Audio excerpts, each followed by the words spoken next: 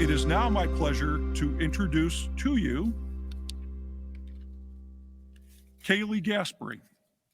Kaylee is from Mosaic. Mosaic is a diamond sponsor of NISCUS. And again, we thank all of our sponsors, but we especially thank our diamond sponsors because, again, without them, we couldn't do this. So it's my pleasure to introduce to you Kaylee Gaspery. Thanks, Chuck. Hi, everyone. As Chuck said, I'm Callie Gasperry, a principal with Mosaic Associates Architects. It's a pleasure to be here today to help kick off the 2021 Winter Institute. I look forward to this event every year, especially the opening keynote. It's always inspirational. Usually, we enjoy the keynote from our booth, but this year, it's my privilege to introduce the opening keynote speaker. Bob Ike is an incredible educational leader. He began his presidency of the New York State Council of School Superintendents last year during the most uncertain times of the pandemic, while simultaneously leading the Palmyra-Macedon School District as superintendent. While he navigated the challenges all school leaders face this year, Bob found the time to co-author and chair what has become one of the most significant leadership studies in the nation, the Snapshot of the Superintendency. In his 2018 New York State Superintendent of the Year address, Bob said that the value of public schools is to look at and see every child for who they are. He also said that his job as a superintendent is one of service, removing barriers so a child, no matter their circumstances, can access education for their future. Please welcome Bob Ike and his presentation, Kindling, Thoughts on the Children of Light. Good morning, and thank you for that great introduction, and I appreciate all of you being here, joining us this morning from all reaches of the state of New York, to my colleagues, to other school leaders, to our strategic partners, and to our guests. Thank you for joining us this morning. And so this presentation, I'm going to share with you a story and some images for all of us to join together and think about this idea of children of light. And so I'm going to ask you to join me now. Let's travel across the globe to Southeast Asia, to the country of Nepal, where there is a family, a mother, a father, a grandfather, and a grandson. And this family lives on the terraced hillsides of Nepal, working, farming, in a very challenging environment to sustain themselves day in and day out. And as the mother and father work on the terraced hillsides, the grandfather teaches his young grandson about farming, about life on the terraced hillsides, about kindling the fire in the hearth to provide warmth. And this grandson is learning immensely from his grandfather to grow and to keep this family centered. But as time goes on, the grandfather becomes more ill and more ill. And he begins to spill food down the front of him. And he begins to make more work for the parents. And one day, using this great basket, the doko, the parents return with it full of their harvest, but realize that that full day of work has now continued into the evening because the grandfather needs special care. So that evening, unbeknownst to the parents, the young boy lay in his bed, awake, listening to his parents complain about the grandfather and what they were going to do with him because he took so much care. He began to take food away from the rest of the family. And the young boy was listening to how his parents were talking about his grandfather. But in this plan between the parents, they decided they were going to use this doko the next morning. And in this basket, the father would take his own father, the grandfather, place him in the basket, lift the basket on his back, carry him down the terraced hillsides, only to leave him along the trail in the path for fate to take the grandfather. The very next morning, the young grandson was awake and up and ready, and he watched his father pick up the basket and walk down the path. And all of a sudden, he heard his son holler, "Dad, wait!"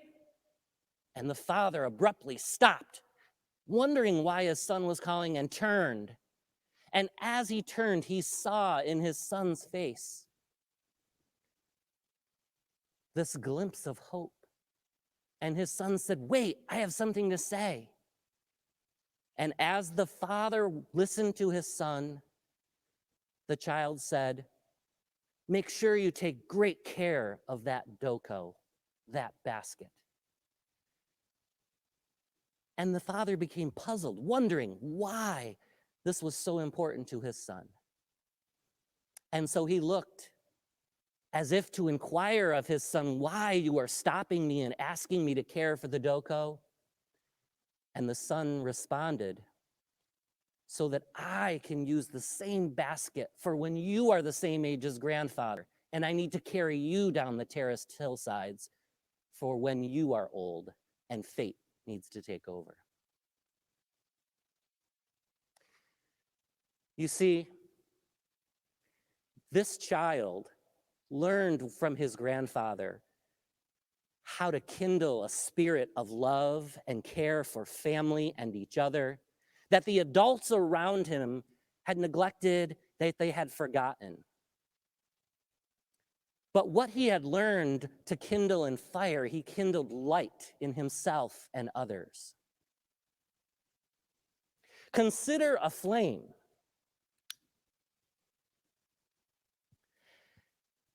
This is one light. But imagine yourself in a room pitch dark and how the light pierces that darkness. And how the flame from one candle is the same substance that continues to light another and light another.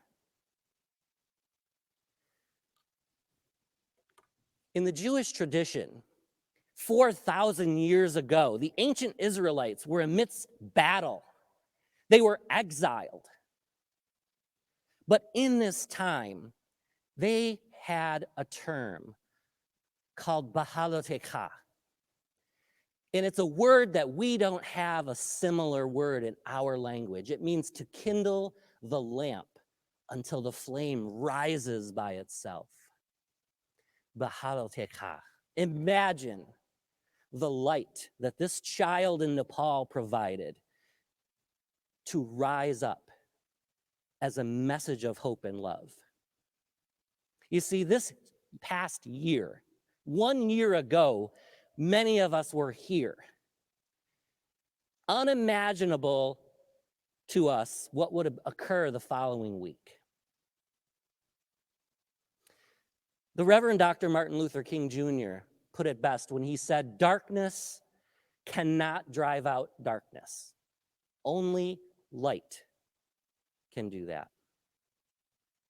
But the people we have encountered over the last year in many ways have been kindlers. They have turned up the heat like in the flame of a candle. Imagine like a potato turning up the heat on us. But that hardened potato, they've tried to wear us down. It becomes, whether microwave or oven, it softens and can get mushy. And people are trying to wear us down, like the hot potato. Or how about an egg? Soft, trying to respond with care. And yet when people turn up the heat and put the pressure on, like we boil an egg, it becomes hardened. And our past year could easily have us hardened. But instead, I submit to you, let's think about another substance, the coffee bean. And when the heat is turned on, that substance becomes a rich cup of something very different than the bean itself. That heat, that pressure that we feel. You see, Stephen Sondheim said, "Be careful the things you say, for children will listen," and they've been listening for a year. But they are the children of light for us. In the midst of darkness, it can be pierced by fostering connections. And our theme for this conference, Fostering Connections, is twofold. One, fostering connections right now, right here with each other, because we are strong in unity. Just like the ancient Israelites who lit a flame to have it rise in unity, we need to be unified as public school leaders.